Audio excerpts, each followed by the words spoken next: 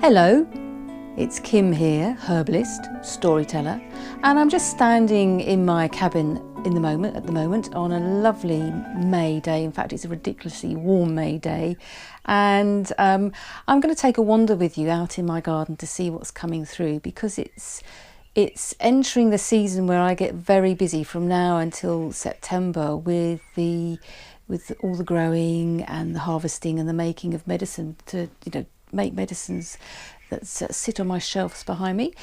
In these days of lockdown, I've been able to have a jolly good stock take and clear out and tidied all those shelves out. I mean, I have been treating people, but they haven't been coming to the cabin.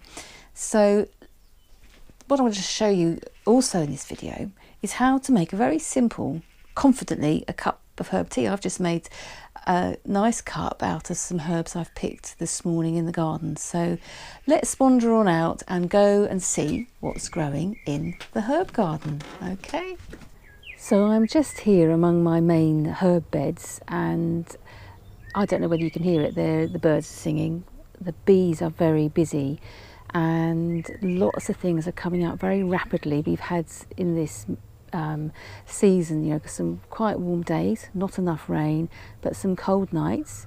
But nature, if we always follow nature, we'll see what it's getting on with and how it's responding to the stresses and strains. So an interesting thing to take on board about herbal medicine is, why have we used plants as medicine for so long? It's as long as human history. Here's a thing to think about. In the plants that we might pick, there's all those constituents and compounds which the plant is using for its own growth, its maturation, and to also defend itself against the elements and any diseases. And that's intrinsically what we're then wanting to use for our own health. So there's a symbiotic relationship there, that especially if we're respectful of that and diligent about how to use plants, they will serve us well. So less of looking at me squinting in the sunshine, let's go and have a look at what's around. And I'm going to talk about this lovely plant behind me first, Valerian. So let's wander up to the Valerian. You can see it's got quite a height on it. It will grow up to about 1.5 meters or so. It's part of the Umbellifera family, so what we're looking at here are the flower heads which are just about to come out. And if we move round, here are some that have come out. They're sort of pinky white. They've got an amazing scent that wafts around the garden, and of course bees and insects will like sitting on these types of flower heads. You can use these little flower heads in making a herb tea, and I'm going to do that a bit later in this video, how to do a quick herb tea from your garden. But what I use it for is the roots. So when this whole plant has died back in the autumn, so around between November and January, I will lift the roots and make that into a tincture. And that has a very distinctive smell and taste, Valerian. It's not to everyone's liking. I often get my patients to sniff it first in the bottle to see if they like it or not. It's said that the Pied Piper of Hamelin actually secreted the roots of this plant around his coat, and rats find it very attractive, and that's how he managed to lead all the rats out of Hamelin. Whether that's one of those true tales or not, I don't know. I know the cats absolutely adore it. It's one of those plants that has a very addictive, heightening sense on cats, whereas we use it for relaxation, helping sleep. It helps any spasm of what we call the smooth muscle. So say something like your gut is made of smooth muscle. It takes the tension out there. It's just lovely. I hope you can hear all the skylarks in the background as well. Let's move along and come to this very big, lush growing of herbs here. This is my skullcap bed, which is some dreaded bindweed in it. I'll just get rid of that. Now, the reason it's called skullcap, people go, oh, that's a bit of a grim name. It's actually because, and if we can get up close enough, these tiny little flower heads look like the hats that monks used to wear close over the head. So, a skull cap, literally is what it says what it is, kind of thing. So this has really grown very fast this year, so I'm going to cut this back soon and make my first lot of medicine, because this will grow again. I can probably get 2 or 3 harvests of that, and I will put some pictures up of that process. Next to it is a plant that is growing, and it's quite slow at the moment, but it will take off. It's got very, very soft leaves, and it's a mallow. So this is a marsh mallow, and originally that's what marshmallows, the sweet, were actually made from the root. It's very what we call mucilaginous. It's very sticky and gloopy. I've never made marshmallows myself from this, but I make medicine from the leaf and from the root. So we'll come back to that plant again, and as we go around the garden we'll come to some of its other relations as well. So it's always good to understand the different plant families and how they operate. So just panning over here, here's a plant again in its emergent state, and again this will have very, very, very tiny mauve flowers, and that's vervain, or Verbena officinalis. Now the reason I'm just showing you this at this stage is because we're going to go and look at some making teas from something called lemon verbena and lemon balm, and these are things that people often get in a muddle about. So this is vervain, or Verbena officinalis, one of the sacred plants of Druidic medicine. It's said if you cut it and put a sprig of it under your pillow, you will have divinatory dreaming. You can have a go at that maybe. So just showing you here the hollyhock plant. So quite a similar leaf to that marshmallow plant I showed you. These are plants that will grow, they grow up to about 6 feet tall or so. As we can see, the flower bud is coming just here, and it will keep flowering as the stalk goes up. So it's always good to learn plants at their different stages of growth. So this is what we call a biennial plant. It will seed itself and start to grow in the soil the first year, and the second year it will come into flower. And again, we'll come and visit these again when they're in full flower. They're lovely, lovely plants. And a little tip, they like quite poor soil, and if you just scatter the seeds and down cracks and crevices where their roots can get hot, will do really, really well. Next to it, we were talking about the lemon verbena. This is lemon balm. It's one sprig. Again, this will seed itself round your garden and also spread by runners. It's part of the mint family, but if you rub the leaves, it has this deliciously aromatic, lemony, minty smell and flavour. Other name is Melissa officinalis, or a common name is bee balm, because bees like it, and it's used. I mean, I know beekeepers will still use it. They'll rub their beehives on the inside with this as well to help the hive health and as an attraction process. Again, the stages of the garden, it's really important to not think everything's got to be in full force all of the time. Always observe what nature's doing. So come with me and let's wander down the garden and meet another one of those plants that can help make a nice morning cuppa. Now we're just coming up to my plant here in the pots, which is lemon verbena. Very different plant to the vervain and very different to the lemon balm, but the layperson often gets confused, and fair enough, they're all very similar names. And this morning I've just picked some of the tips of this and put that into my tea mix today. As you can see, it may look a bit unsightly there. It doesn't like really cold weather, but I have managed to overwinter this plant, and that stem there that's died back will probably spring back into life. There's some new shoots on it, so I keep it in my little greenhouse. So let's just talk a bit about making herb teas for yourself, as I stand by the beautiful elderflower that's coming out.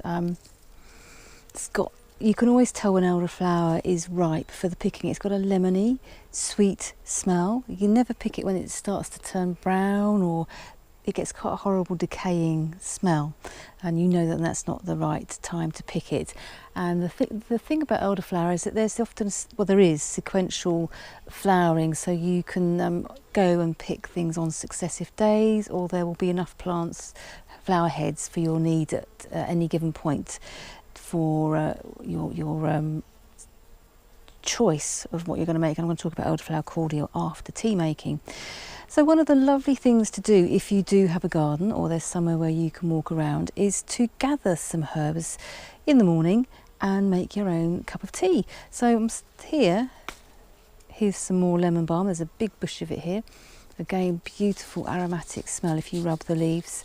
And I encourage you, if you get to know these plants, you know, be able to identify them, and you've got them in your garden, is you just pick a handful. I'll put a picture up of the herb handful I made my tea out of this morning, and boil your kettle, put it in a pot. Always make your herb tea in a covered pot, because you're wanting all those volatile oils in the plant to be captured in the water.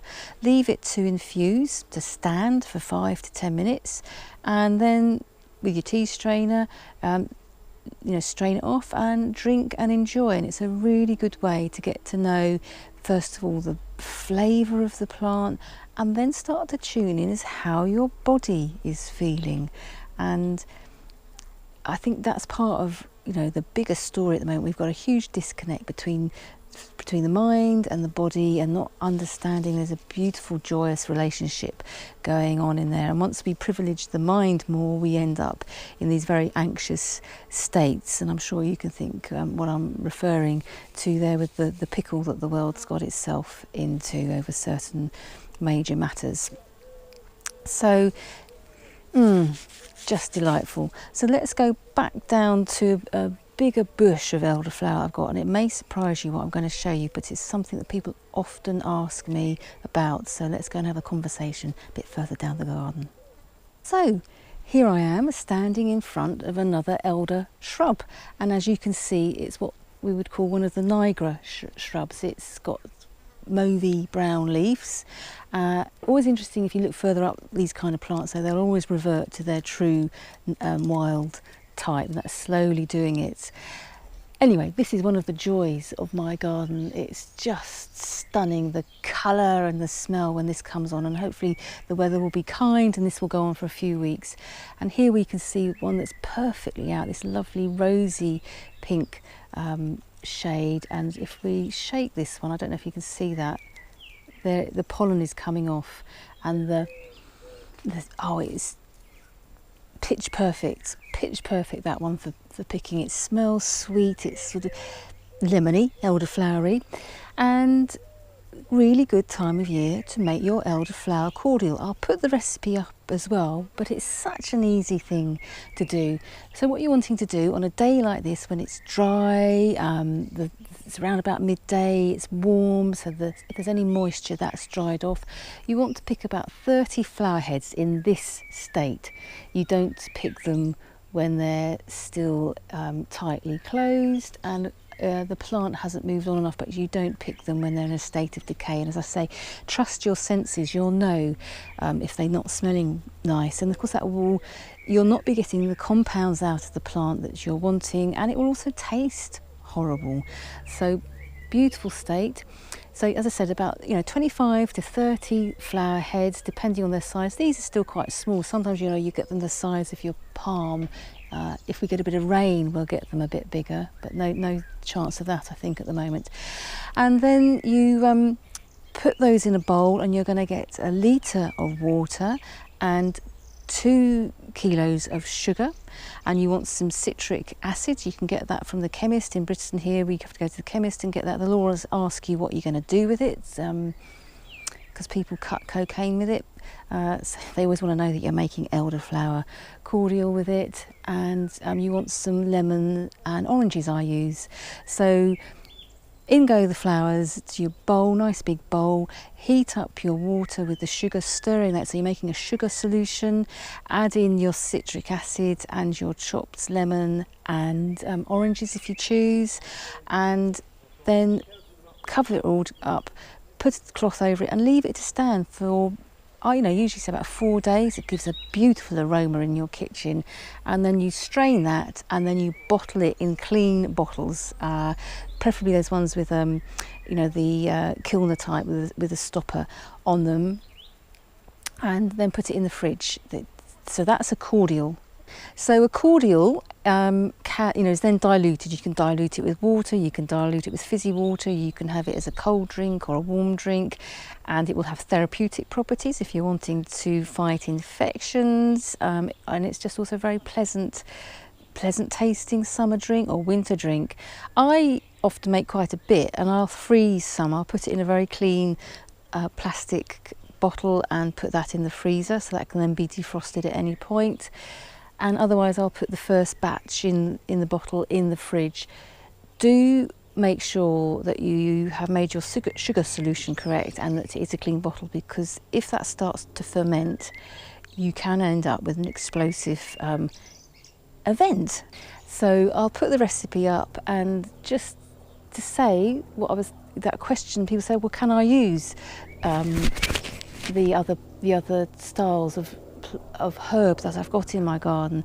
Overall you can. They will have the same effects. So sometimes there can be a range of efficacy, sometimes things won't be so potent, but that's probably a conversation for another video. But absolutely fine with this specimen of elderflower to make cordial. And when I made it for the first time, I was just so delighted because you get a lovely raspberry pink tinge to the cordial. So let's just stand back and have a look at this beautiful specimen, and further back one gets from that. I mean, there's sun shining on it, but I see it from my bedroom window, and it's always such a delight to have a look at. And as you might be able to see on the top left, we can see it's starting to revert to its origins. We always go back to the roots, don't we? We always go back to whence we've come from. You can't outwit nature with all this funny fancy garden stuff.